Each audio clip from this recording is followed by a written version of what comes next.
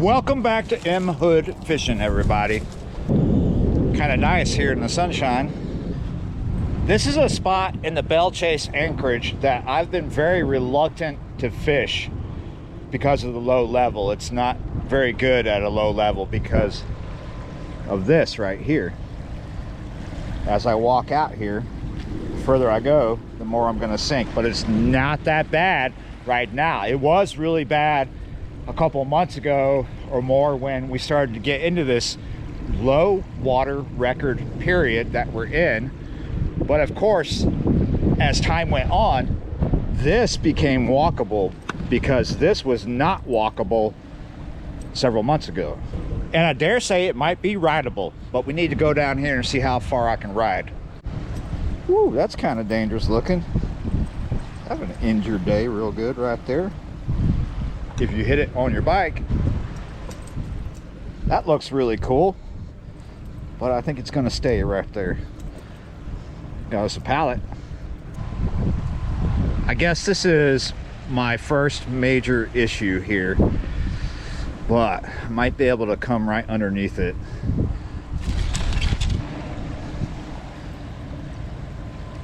Looks like a chair back or something right down there.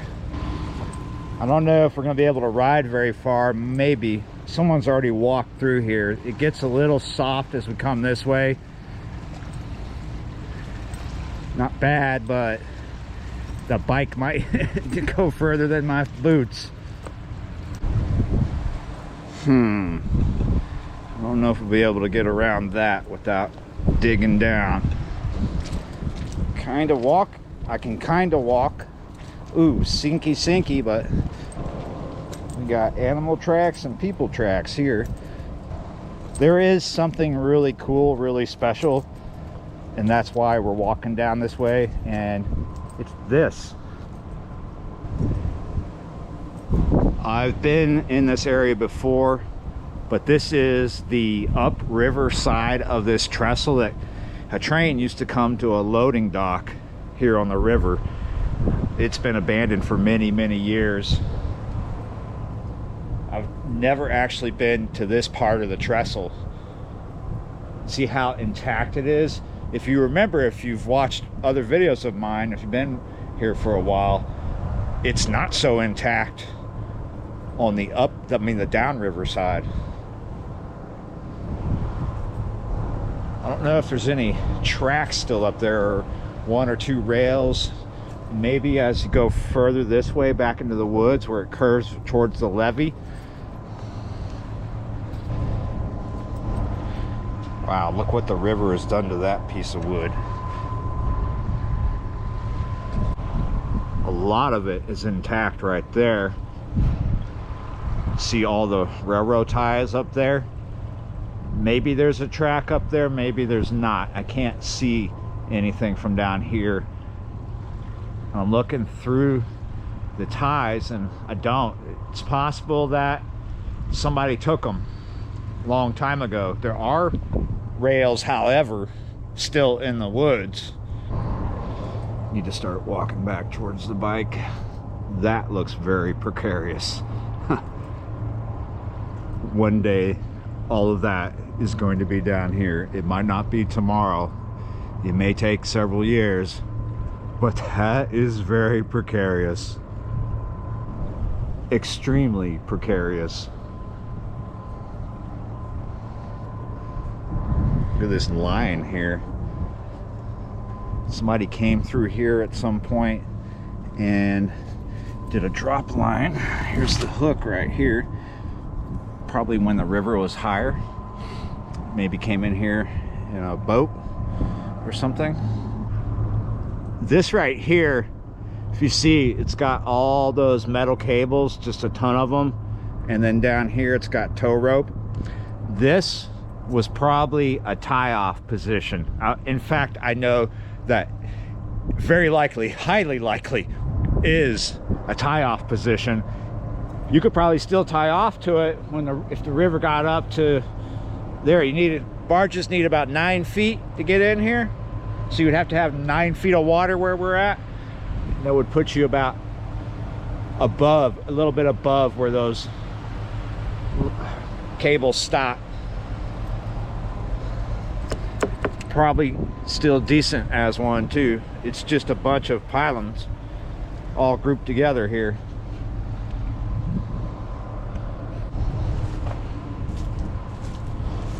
Let's just go get the bike and see how closer we can get. Speaking of closer, how close to the water can we get? Oh, we're already starting to sink. See that? If I would have went any further, those just would have got deeper and deeper. This is the deepest one I made right there. Quite a few obstacles that are going to stop me from just coming all the way through here with the bike. As you can see, these footprints are mine, and they made quite the the dig in. So the bike is going to just dig that even deeper. I see in the comments that quite a few people on different videos where I'm at a spot like this with this kind of situation, very sinky mud, they've suggested snowshoes. Now, to be honest, I did look into it as far as like what I would have to pay to get a pair here, because they don't sell them here for obvious reasons. This is Southeast Louisiana, not Colorado Springs. Yeah, you're right.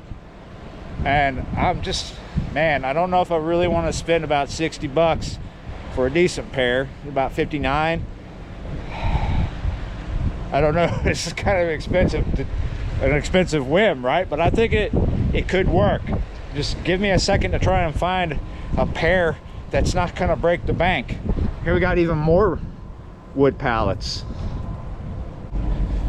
And here we got what's left of a tarp. Is it there or is it gone? It's there. And that is still there. There actually used to be a trail going this way, but there is a bunch of down trees on it. And there used to be trails all in other places here. Same thing. They're there, but they're overgrown and there's trees on them. But we're walking over here to see this.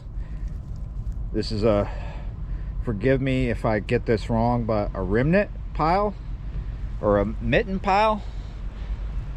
One of those words is right. It's where people hang out, eat oysters, and just keep throwing the shells in the same place. This is very recent.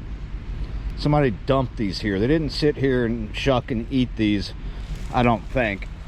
But down here in Southeast Louisiana, especially on the North Shore, where certain rivers and streams are coming into Lake Pontchartrain, you'll see a huge pile of these, just like huge, and they're everywhere, piled up.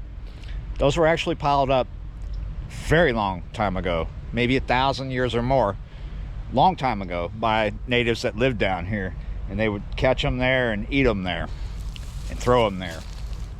Mitten pile? I don't know. Let's see. When in doubt, Google it out. I got it. It's a middens. Middens, not mittens, not what you wear on your hands when you're cold, like when you're a kid, but middens. M-I-D-D-E-N-S. Middens. A midden pile. I was about to make a decision and take off because of that decision, and I looked out here and I was like, what is that? I've never seen that before. Do you guys see what I'm talking about? The waves are hitting it. It's kind of a windy day. Not bad, but kind of windy. What is that? It's black. It starts here and it's over there too. It's some kind of looks like a black fabric, like landscaping canvas, black canvas, or a black tarp that's in the water, something like that. Trying to inspect it further. I'm not sure what it is. It looks like that kind of product, you know, some kind of landscaping canvas, but who knows what it is. Interesting. So today the river is 2.6 right now based on the Carrollton River gauge. After my trip out to the Bonacary with Ray the other day, the river shot up to 4.6 and then pretty much overnight shot back down to around what it is right now, and it's been doing that up and down like a yo-yo. You'll look at the graph and you'll see some kind of predicted rise, but in reality it might not get to where they say. Like the other day it said for the end of the month predicted to rise up to 5.6, but now that prediction has changed to 4.7 and so forth. It could just keep changing. There's another piece of wood just buried and sticking out. There's a rock sitting on top. It's probably part of all the rocks that were brought here. Rocks in this part of Louisiana are not naturally occurring. You see all these rocks here, they were dumped by the Corps to retain this bank. Okay, let's get out of here. But sometimes when you look at these rocks, you'll find some that look peculiarly different, because there's a type of rock called a ballast stone that people back in the day, a long time ago, would put in the ballast of ships, and those would roll around a lot and they'd start looking like river rocks. It'd be so rounded, and maybe sometimes they would use actual river rocks. So you never know. It's like looking for a needle in a haystack, but occasionally you'll find a ballast stone, and those are much more interesting than just these rocks here. Those, you know, somebody's been touching those for centuries. However, I don't expect to find ballast stones today, but I'll be happy if I do. Since I can't really get all the way through on the beach with the bike, we're going to go to plan B. Plan B is the levee.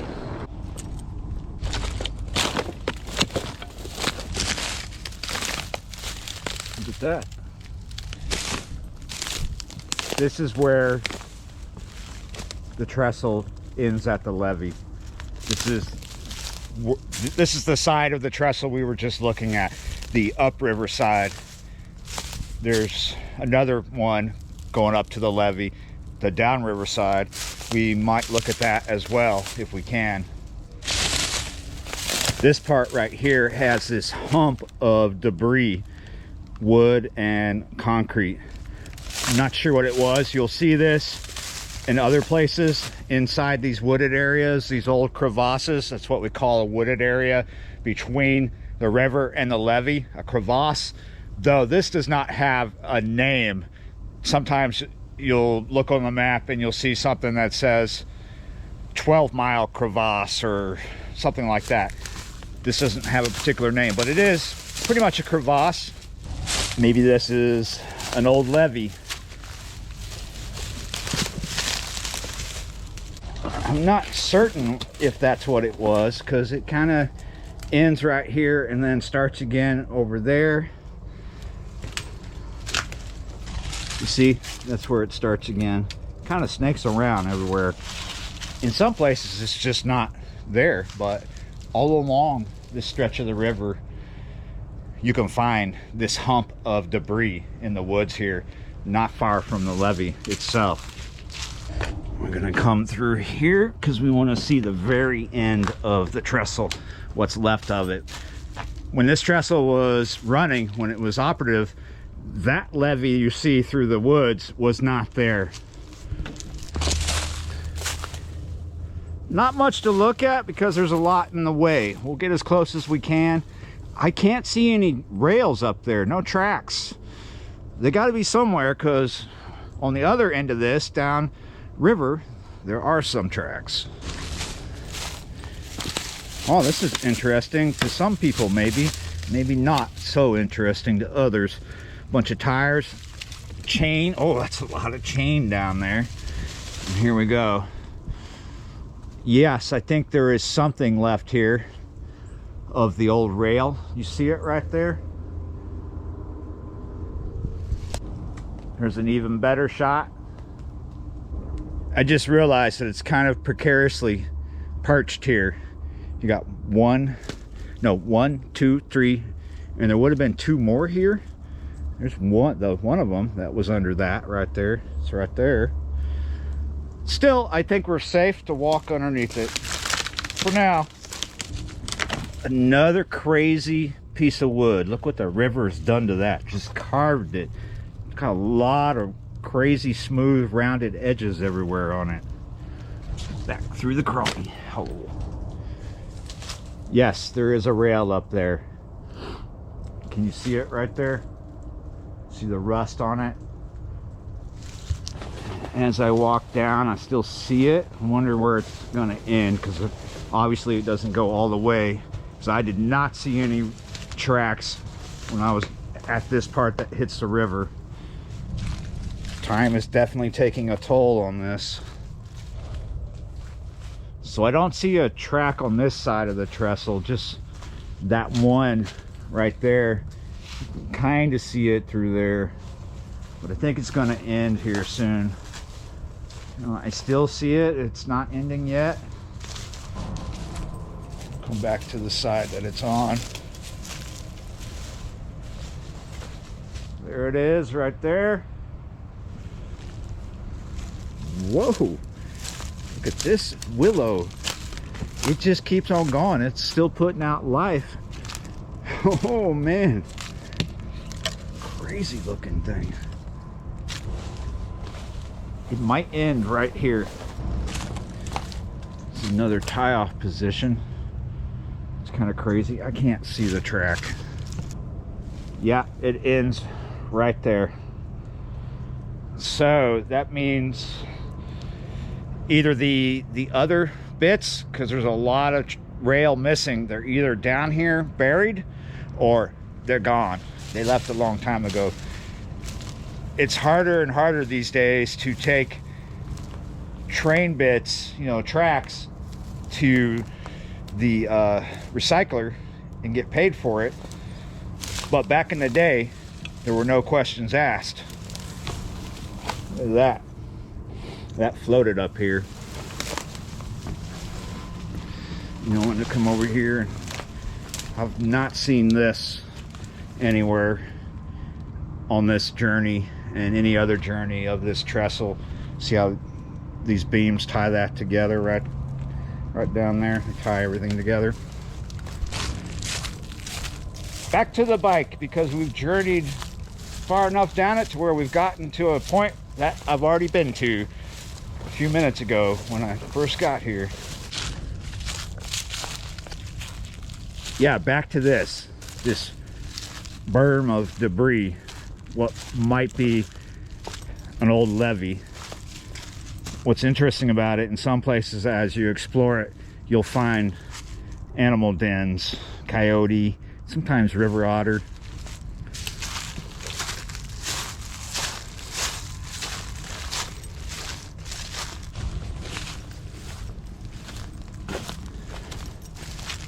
I don't see any animal dens right now. Just a bunch of wood and concrete. Onward we go. Onward we go. This is the downriver side of the trestle. Not that much of it here. This is about where it starts its elevated course, and then going that way, it's no longer elevated. It's just little stubs coming out of the ground. This is like going fast down here, but of course you could see part of the reason why it's going fast is because it went through a severe fire. Lots of fire damage here. These types of structures don't usually get preserved. They just get left aside and they rot. I'm gonna try and get to the end of it as best I can, but as you see on this part of it, it's not that it's precarious, it's just really overgrown as we come through here, but very interesting nonetheless. Wow. Kind of like a cave, sort of. Hey, I was wrong. I was totally able to get to the end. I thought I was going to get cut off by the growth, but look, we're at the end. Huh. I like this. This is really nice. What a nice space. Nice and open, kind of flat. Time to go find a place to fish. I've come to my camp and I'm gonna fish night crawler on a size 1 right here with a 3-ounce no roll. That is a size 1 octopus. And on the other one, I'm going to fish cut bait. That is a piece of skipjack on a 6 octopus hook. I'm gonna use 4. It is almost 4 o'clock actually, so we have about a good hour more of daylight left.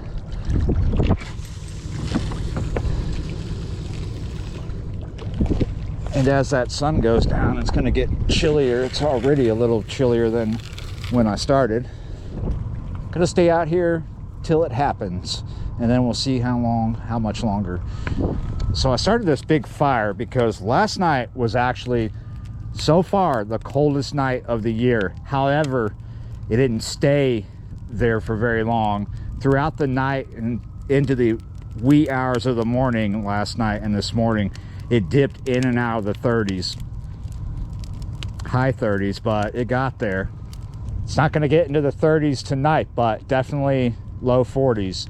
It's going to be chilly, and the wind is up right now around 13, 12, but as we go throughout the afternoon, as the sun goes down, depending on how long we stay here, it's going to just keep dropping.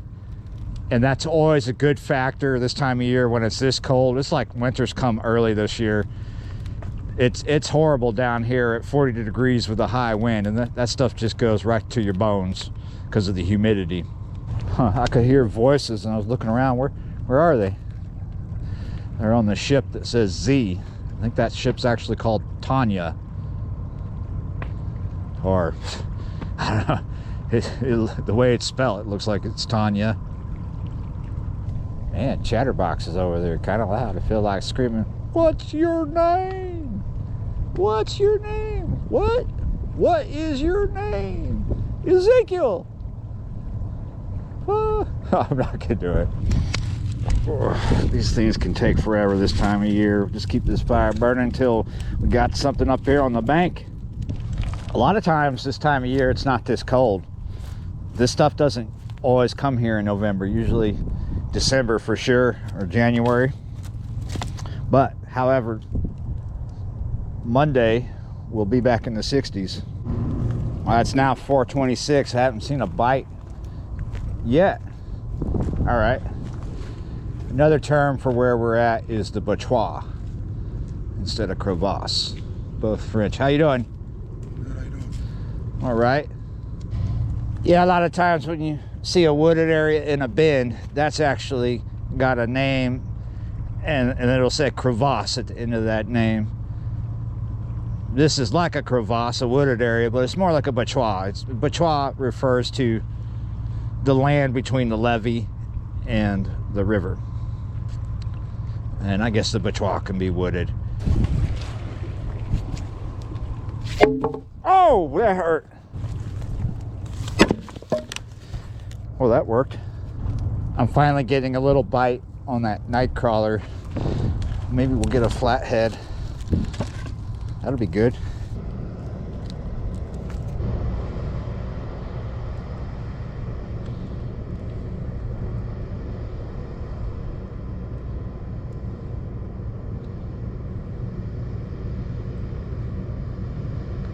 You gonna take it? Whoa. Gotcha. No, I don't. Damn.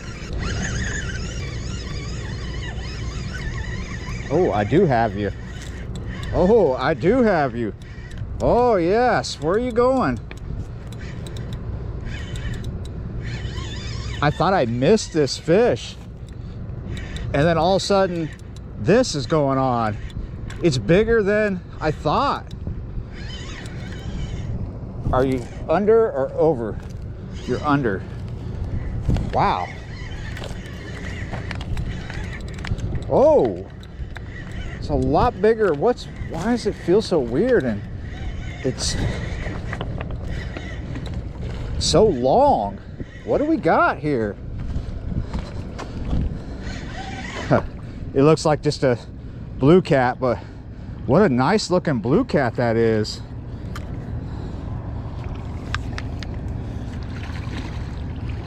That is a very nice looking blue cat. Took forever. Had a lot of little bites before this. Bait thieves, maybe.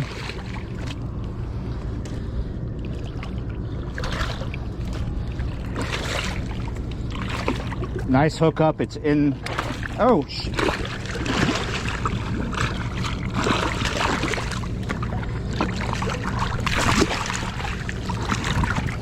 Oh, that was almost a loss. The line broke, I guess, or it came unhooked. I see tackle right there. What a save. What a save, Mr. Hood. Came unhooked is what happened. Only way in this to determine something here. 16, almost 16 and a half. A little over 16 pounds. Just a little bigger than what I wanted, but we're gonna go ahead and keep this and do a catch and cook with them because this might be the only one we get. We're gonna stay here just a little bit longer, but yeah, you're right, guys. This is going to be dinner. I don't like to keep them super big.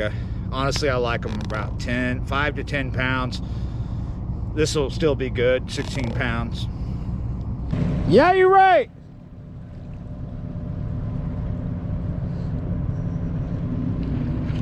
That crew boat just yelled hi at me.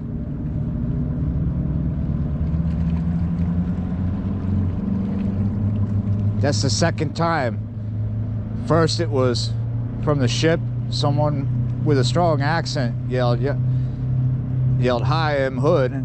Now this crew boat just, that was a different person.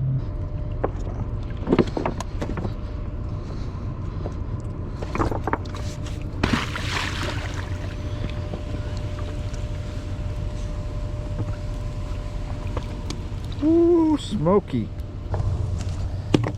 Whoa. Got black stuff all over me. Good grief. You'd be surprised the amount of mariners that watch the channel. Twice tonight they yelled at me, yelling hi, I'm Hood Fishing, and then someone just yelled my full name at me from that crew boat.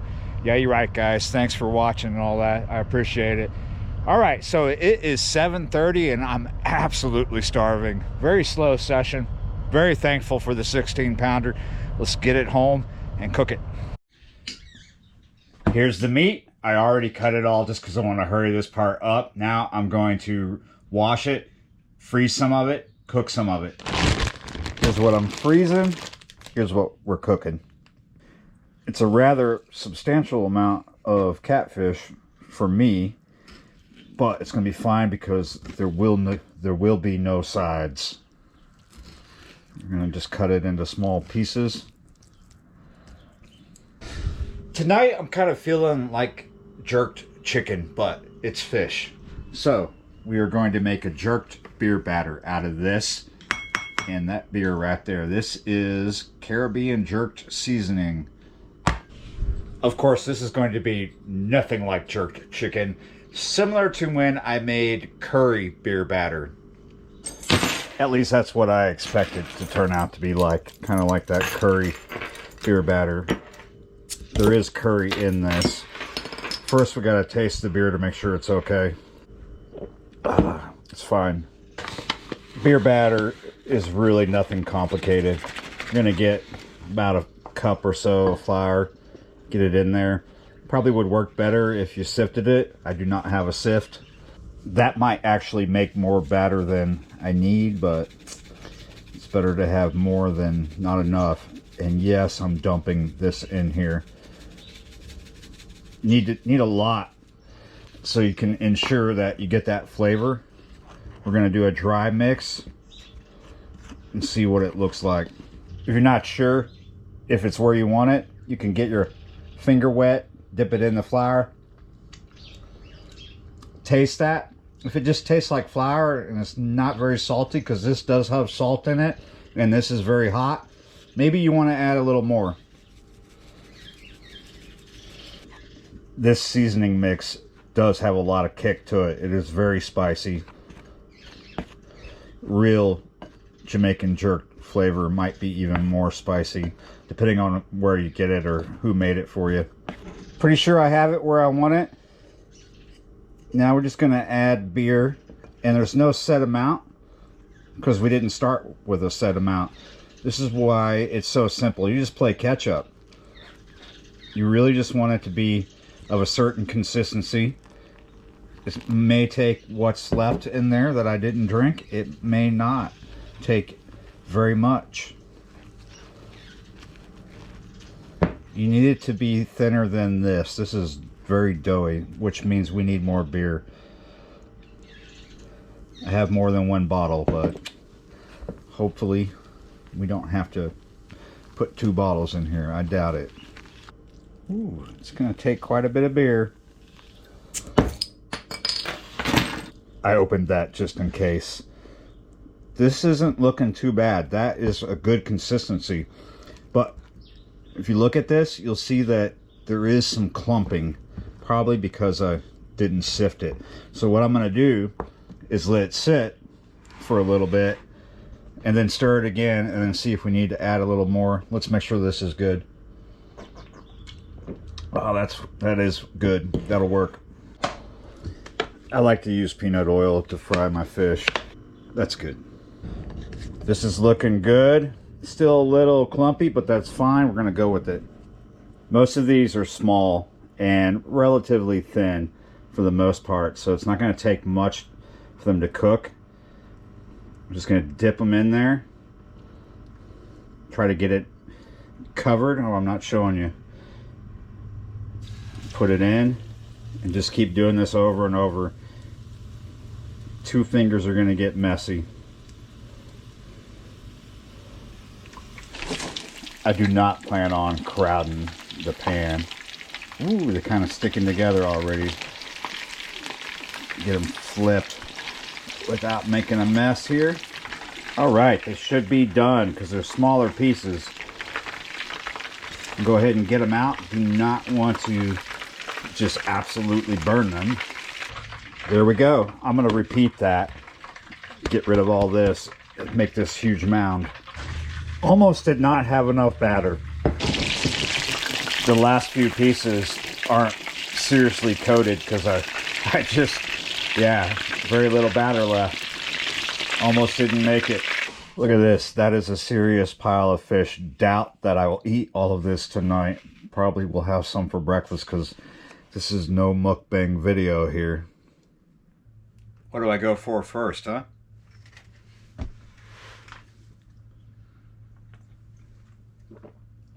Let's try to pick a piece that's not smoking hot.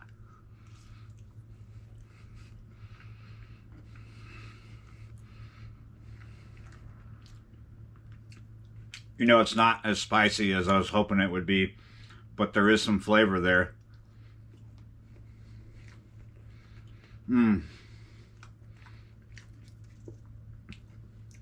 Yeah, a little bit of flavor, a little bit of spice.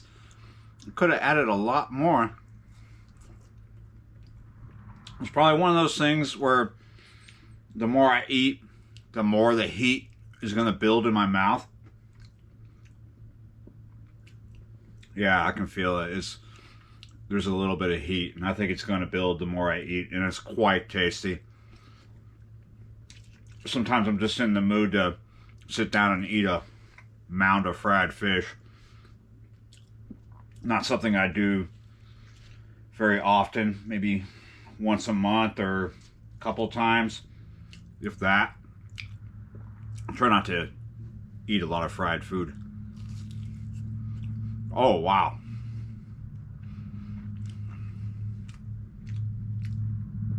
That's a winner. Next time I'll add more spice. Yeah.